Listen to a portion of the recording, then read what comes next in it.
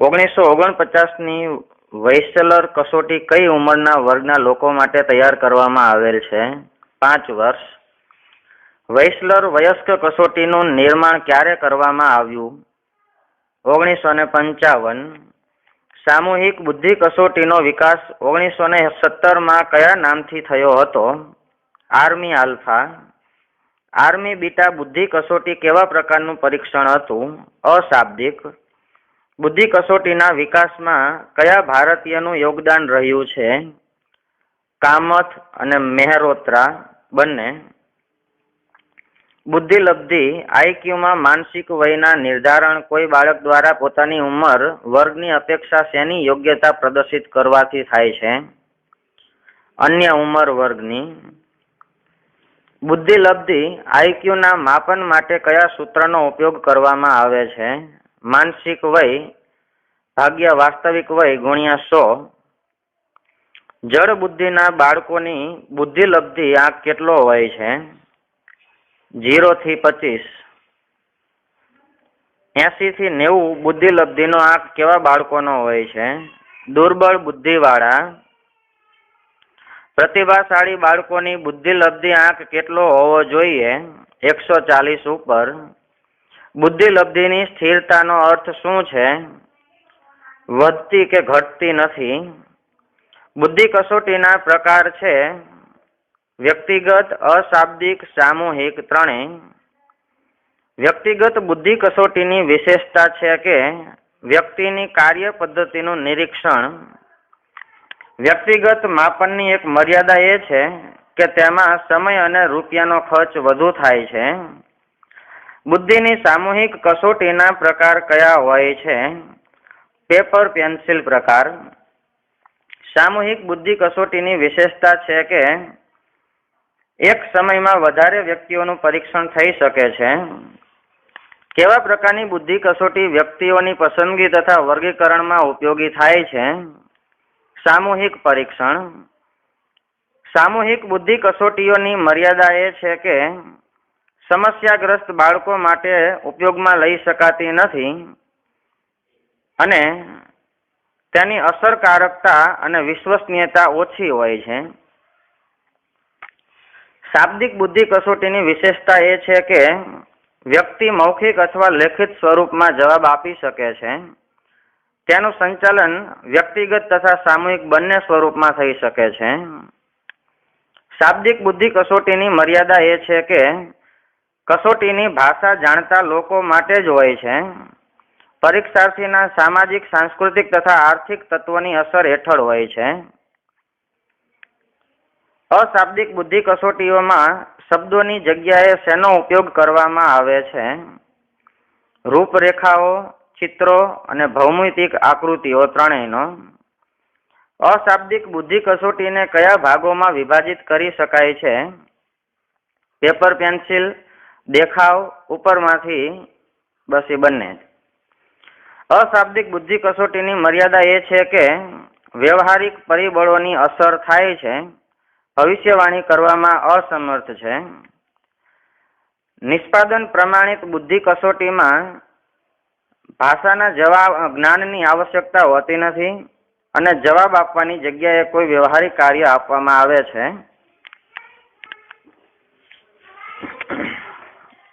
નિષ્પાદન પ્રમાણિત બુદ્ધિ કસોટીમાં નિર્દેશ મૂક અભિનય અથવા સંકેત દ્વારા કરવામાં આવે છે, એટલે કે તેનો ઉપયોગ કેવા લોકોનું બૌદ્ધિક સ્તર જાણવા માટે કરવામાં આવે છે? મૂંગા તથા બહેરા અને આંધળા. નિષ્પાદન પ્રામાણિક બુદ્ધિ કસોટીની વિશેષતા એ છે કે તે વિકલાંગો તથા ભાષાથી અપરિચિત લોકો માટે ઉપયોગી છે. નિષ્પાદન પ્રમાણિત બુદ્ધિ પરીક્ષણની વ્યાખ્યા થાય છે કે સંવેગાત્મક ઘટકોથી અસર પામેલા હોય છે, મનોવૈજ્ઞાનિક ઘટકોથી અસર પામેલા હોય છે, તેના અજમાયશીકરણ માટે પ્રશિક્ષિત પરીક્ષકોની જરૂર હોય છે. બુદ્ધિ કસોટીની ઉપયોગિતા કઈ છે? વૈયક્તિક તફાવતોને જાણવા અને નિર્દેશન માર્ગદર્શન આપવા. બુદ્ધિલબ્ધિ જાણવાનું સૂત્ર કયા મનોવૈજ્ઞાનિકે આપ્યું? ટર્મેન. જો રામ 8 વર્ષનો છે બીને કસોટી દ્વારા તેની માનસિક વય 12 વર્ષ સાબિત થઈ તો તેનો બુદ્ધિ લબ્ધિ આંક કેટલો હશે? 150. અનુભવ તથા પ્રશિક્ષણ દ્વારા વ્યવહાર પરિવર્તનને શીખવું કહેવાય છે. આ વ્યાખ્યા કોણે આપી છે? ગેટ્સ. પૂર્વ નિર્મિત તથા વ્યવહારમાં અનુભવ દ્વારા પરિવર્તન જ અધ્યયન છે. આ વ્યાખ્યા કયા મનોવૈજ્ઞાનિકે આપી છે? કાર્લ. અધ્યયનની પ્રકૃતિમાં કયું તત્વ હોય છે? અનુભવ દ્વારા વ્યવહારગત પરિવર્તન. તે ઉત્તરોત્તર વ્યવહાર અનુકૂલન પ્રક્રિયા છે. તે અનુબંધનોના કારણે તેઓનું નિર્માણ છે. અધ્યયન એવા પ્રકારની પ્રક્રિયા છે કે જે તે ઉદ્દેશ્યપૂર્વક થાય છે અને આજીવન ચાલવા વાળી પ્રક્રિયા છે. વર્ગખંડ અધ્યયન અને અસરકારક બનાવતું તત્વ ઘટક કયું છે? અભિપ્રેરણા અને પર્યાવરણીય. અભિપ્રેરણાના પ્રકાર કયા છે? આંતરિક અને બાહ્ય. અધ્યયનનું શારીરિક તત્વ કયું છે?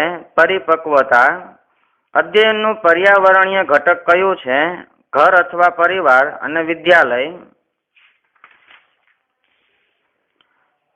થોર્નડાઇક દ્વારા અધ્યયનનો કયો નિયમ નક્કી કરવામાં આવ્યો છે? તત્પરતાનો નિયમ. થોર્નડાઇક દ્વારા અધ્યયનના તત્પરતાનો નિયમનું તાત્પર્ય શું છે? ચેષ્ટાત્મક પ્રક્રિયાઓ. અધ્યયનના ઉદ્દેશ્ય માટે વિદ્યાર્થી જ્યારે તત્પર હોય ત્યારે શિક્ષકે શું કરવું જોઈએ? વિદ્યાર્થીની તત્પરતામાં વધારો કરે તેવા સહાયક અનુભવો પૂરા પાડવાનું આયોજન કરવું જોઈએ. તત્પરતા સમયે વિદ્યાર્થીની અધ્યતન અધ્યાપન પ્રક્રિયા કેવી થાય છે? સંતોષકારક. અસરકારક શૈક્ષણિક પ્રક્રિયા માટે શિક્ષકે વિદ્યાર્થીમાં તત્પરતા આ પ્રમાણે જાગૃત કરવી જોઈએ. અધ્યાપન સાધન સામગ્રી દ્વારા, પૂર્વ જ્ઞાન આધારિત પ્રશ્નો પૂછીને, વર્તમાન સમય સાથે અભ્યાસક્રમ જોડીને. થોર્નડાઇકના શિક્ષણ અધ્યયનની નિયમને નીચેના કયા ભાગમાં વિભાજિત કર્યા છે? સ્મૃતિનો નિયમ, ઉપયોગનો નિયમ. ઉપયોગના નિયમ મુજબ પરિસ્થિતિનો સંબંધ ત્યારે જ ઘનિષ્ઠ બને છે જ્યારે વારંવાર સ્થાપિત કરવામાં આવે ત્યારે. ગિલફોર્ડે નીચેની કઈ સંકલ્પના દ્વારા બુદ્ધિના સિદ્ધાંતને સમજાવ્યો છે? રો, ઓપરેશન, કન્ટિન્યુટ અને પ્રોડક્ટ ત્રણેય. જીવનમાં કાચી પરિપક્વતા નીચેની કઈ અવસ્થામાં હોય છે? કિશોરાવસ્થામાં. સર્જનશીલ બાળકની મુખ્ય વિશેષતા કઈ છે? બુદ્ધિલબ્ધિ ઉચ્ચ હોય છે અને સ્વયં નિર્ણય લેવાની શક્તિ હોય છે. અભિપ્રેરણામાં જન્મજાત પ્રેરકો કયા છે? ભૂખ, જાતીયતા અને પ્રેમ ત્રણેય. શિક્ષણમાં સુદૃઢીકરણને નીચેનો કયો પ્રકાર છે? હકારાત્મક સુદૃઢીકરણ અને નકારાત્મક સુદૃઢીકરણ. થોર્નડાઇકના અધ્યયનના ગૌણ નિયમ બહુ પ્રતિક્રિયા નિયમમાં નીચેની કઈ બાબત પર ભાર મૂકવામાં આવે છે? મૂળભૂત અને મુખ્ય પદ્ધતિ દ્વારા શીખવું. થોર્નડાઇકનો મૂળભૂત અને મુખ્ય પદ્ધતિનો સિદ્ધાંત બીજા કયા નામે જાણીતો છે? ઉદ્દીપન અને પ્રતિક્રિયાનો સિદ્ધાંત. કેન જાતીય શિક્ષણના અભાવ અને ખરાબ સોબતના કારણે બાળકોમાં નીચેની કઈ ટેવ આદત વિકસે છે? સજાતીય સંબંધો, હસ્તમૈથુન અને વેશ્યાવૃત્તિ જેવી. બાળકના વિકાસના કયા તબક્કામાં જાતીય શિક્ષણની જરૂરિયાત હોય છે? કિશોરાવસ્થા, તરુણાવસ્થા. દ્વિઅવયવી સિદ્ધાંત કઈ બાબત સાથે જોડાયેલ છે? બુદ્ધિ સાથે. વ્યક્તિત્વ પરીક્ષણમાં ખેલ પદ્ધતિમાં ઉપયોગી ઉપકરણ બનાવનાર વિદ્વાન છે? માર્ગરેટ લો વેનફેલ્ડ. વ્યક્તિત્વ માપનની ટીએટી કસોટીના કાર્ડના અસ્પષ્ટ ચિત્રો પરથી પરીક્ષાર્થી શાનું નિર્માણ કરે છે? વાર્તાનું. વ્યક્તિત્વ માપનની રોસાર્ક કસોટીમાં કાળા, ભૂરા અને લાલ રંગ સિવાય વધારાના બીજા કેટલા રંગના કાર્ડ હોય છે? 3. વ્યક્તિત્વના અંતર્મુખી અને બહિર્મુખી પ્રકારોમાં વિભાજિત કરનાર મનોવૈજ્ઞાનિક હતા જુંગ. ક્રેસ્મરના વ્યક્તિત્વ વર્ગીકરણમાં એક પ્રકાર છે એથ્લેટ ટીક વ્યક્તિગત ભિન્નતાઓનું એક કારણ છે વંશાનુક્રમ. સામૂહિક બુદ્ધિ કસોટીનો દોષ છે લેખિત હોવાથી નિરીક્ષર લોકો પર અજમાઈશ ન કરી શકાય. પ્રાણીઓમાં આંતરસૂજ દ્વારા પ્રાપ્ત થાય છે શિક્ષણ અને સંક્રમણ. પ્રતિભા સંપન્ન બાળકો શબ્દ 1% બાળકો માટે કરવામાં આવે છે જે સૌથી વધુ બુદ્ધિશાળી છે. આ કથન કોનું છે? ક્રો અને ક્રો. ઈચ્છા કે જરૂરિયાતના માર્ગમાં અવરોધ આવવાથી ઉત્પન્ન થાય છે તણાવ, આવેશ, સંઘર્ષ ત્રણેય. શાહીના ડાઘાની કસોટી આપનાર હર્મન કયા દેશના વતની હતા? અમેરિકાના. પ્રશ્નાવલીનું પદ્ધતિનું બીજું નામ છે કાગળ પેન્સિલ પદ્ધતિ. જુંગે કયા પુસ્તકમાં વ્યક્તિત્વનું વર્ગીકરણ કર્યું છે? Type of main. ઓલપાટ મુજબ વ્યક્તિત્વ એટલે ગત્યાત્મક સંગઠન. વિશિષ્ટ કે અપવાદરૂપ બાળકો એ છે જેમના માટે સન્માન વર્ગખંડ શિક્ષણની જગ્યાએ નીચેની વ્યવસ્થા કરવી જોઈએ: પૃથક અને વિશિષ્ટ. અસાધારણ અને વિશિષ્ટ બાળકોનો વર્ગ છે પ્રતિભા સંપન્ન, મંદ બુદ્ધિ, અપરાધી. શારીરિક રીતે વિકલાંગ બાળકોની શ્રેણીમાં નીચેના બાળકોનો પણ સમાવેશ થાય છે: શારીરિક વિકલાંગ. પ્રતિભા સંપન્ન બાળકોની ઓળખાણ નીચેની કઈ વિશેષતા દ્વારા કરી શકાય છે? વર્ગખંડમાં યોગ્ય તંદુરસ્તી, વાંચન, ભાષા, ગણિત અને તર્કમાં પ્રાવીણ્ય, વધુમાં વધુ જ્ઞાન પ્રાપ્ત કરવાની તત્પરતા. થોર્નડાઇક અસરકારકતાના નિયમ મુજબ ઉદ્દીપન અને પ્રતિક્રિયાના સંબંધ પર કોની અસર થાય છે? આવૃત્તિ, આપન વર્તન બંનેની. થોર્નડાઇક એ અસરકારકતાનો નિયમ મુજબ પ્રાથમિક શાળામાં ઉદ્દીપક અને પ્રતિક્રિયા ઘનિષ્ઠ કરવા નીચેની ક્રિયા કરવી જોઈએ: આવૃત્તિ, અભ્યાસ. થોર્નડાઇકના શિક્ષણ નિયમોનો શૈક્ષણિક ફલિતાર્થ છે કે શિક્ષણ મુખ્યત્વે સંતોષકારક બનાવવું જોઈએ, આનંદપ્રદ બનાવવું જોઈએ, ઉદ્દેશ્યપૂર્ણ બનાવવું જોઈએ. શિક્ષણના સિદ્ધાંતોમાં નીચેના મુખ્ય છે: સાહચર્યવાદ, શાસ્ત્રીય અનુબંધ, કારક અભિસંધાન ત્રણેય. શાસ્ત્રીય અભિસંધાન એવી પ્રક્રિયા છે જેમાં તટસ્થ ઉદ્દીપક હોય છે. આ ઉદ્દીપકની શું વિશેષતા છે? સ્વાભાવિક ઉદ્દીપક.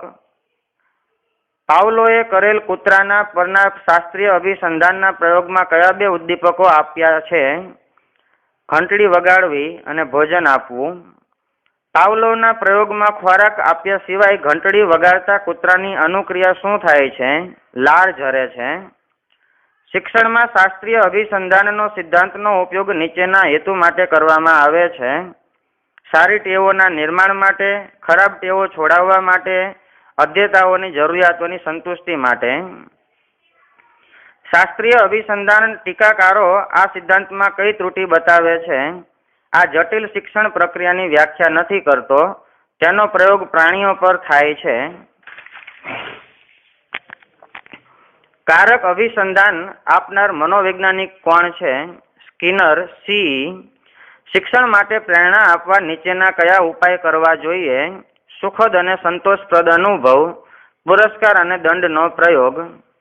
શિક્ષણમાં અભિપ્રેરણા આપવા પ્રતિસ્પર્ધાની બાબત યોગ્ય નથી કારણ કે તેનાથી અધ્યેતાઓમાં પરસ્પર ક્રોધ અને ઈર્ષા ઉત્પન્ન થાય છે, પરસ્પર ધૃણા અને ઈર્ષા ઉત્પન્ન થાય છે. શિક્ષણમાં અધ્યેતાને તેના કયા પ્રકારના પરિશ્રમોથી અવગત કરવાથી તેને અભિપ્રેરણા મળે છે? પ્રતિપોષણ દ્વારા સુદ્રઢીકરણ. શીખવા માટે પ્રેરણામાં નીચેની બાબતો સહાયક થાય છે: લક્ષ્ય નિર્ધારણ. અભિપ્રેરણાનો સ્ત્રોત છે આંતરિક અને બાહ્ય. અભિપ્રેરણાના આંતરિક સ્ત્રોત છે જરૂરિયાત, પ્રેરણા. અધ્યેતા તેના પૂર્વ જ્ઞાનથી અભ્યાસક્રમને જોડીને શિક્ષણ પ્રભાવી બનાવે છે, નવીન જ્ઞાન સર્જિત કરે છે. અધ્યયન સંક્રમણની સંકલ્પનામાં નીચેની કઈ બાબતોનો સમાવેશ થાય છે?